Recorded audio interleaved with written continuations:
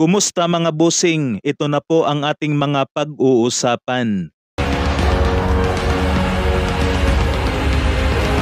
Alam na nga po ng karamihan na parehong natalo ang dalawa nating pambato na sila Jonas Sultan at Jerwin Angkahas sa bansang Japan. Kaya naman ay napakarami nga pong reaksyon ngayon sa social media. May tumatawag nga po kay Jonas Sultan na gapang number 2 nga raw ito, habang si Tapales naman daw ang gapang number 1. May mga nagsasabi rin na one punch lang daw talaga si Jonas Sultan, kasi nga daw isang body shot lang ang pinakawala ng Japanese na si Reiko Masuda. Tumiklop na raw itong ating pambato at hindi na nakabangon, na habang ang ating pambato naman na si Jerwin Angkahas, gapang number 3 nga raw ito mga idol. Habang sinasabi naman ng karamihan na karma nga raw dahil kay Silver Boys. Samantala mga idol, eto naman ang banat ni Cuadro Alas Casimero kay Takuma Inoue.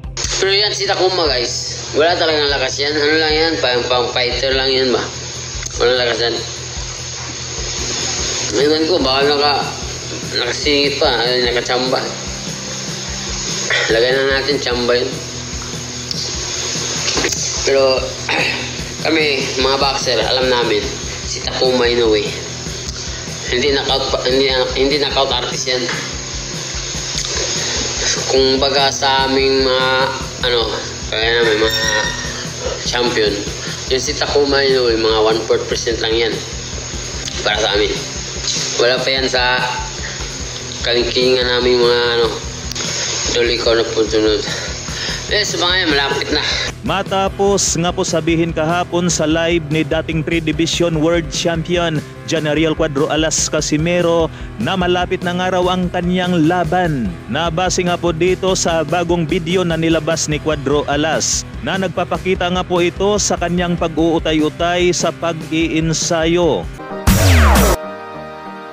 Matatandaan mga idol na winasak nga po ng ating pambato na si Vincent Astrolabio itong Thailander na sinawapon kay Hana, na dahil naman sa napakagandang panalo ni Vincent Astrolabio kaya naging WBC mandatory nga po ito sa bantamweight, na dapat nga po mga idol ang makakasagupa ni Alexandro Santiago itong si Astrolabio. Ngunit nagulat nga po ang lahat na naging Santiago versus Junto Nakatani, na sila nga po yung co-main event sa salpukang Jerwin Angkahas at Takuma Inoue, kung saan ay pinulbos nga po sa round 6 ang dating WBC champion na si Alexandro Santiago. At dahil itong si Junto Nakatani na nga po ngayon ang bagong WBC bantamweight champion, eto na nga mga idol, lumabas na nga po ngayon ang mandatory ni Junto Nakatani na si Astrolabio. May banat nga po ito.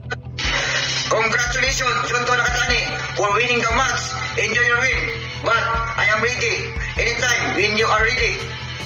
Let's go! Samantala, Boboy Fernandez, may ikwininto nga po ito tungkol sa kanilang ensayo ni pambansang kamao. Anong feel mo ngayon, coach? First day. Binanatan ka ni Brad mo ah.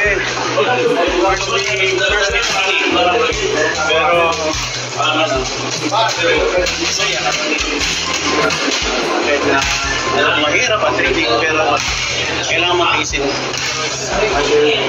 Ang masasabi ko sa training, wala nagbawas kasi naman. Yung lakas, ganun pa rin. Yung number lang na nagtatagas ang nagbabago. Pero yung suntok at lakas, ang determinasyon, iba. Kita nyo kung gano'ng kakapal yan, kung gano'ng kakapal katawan ito, lumulusot pa nga.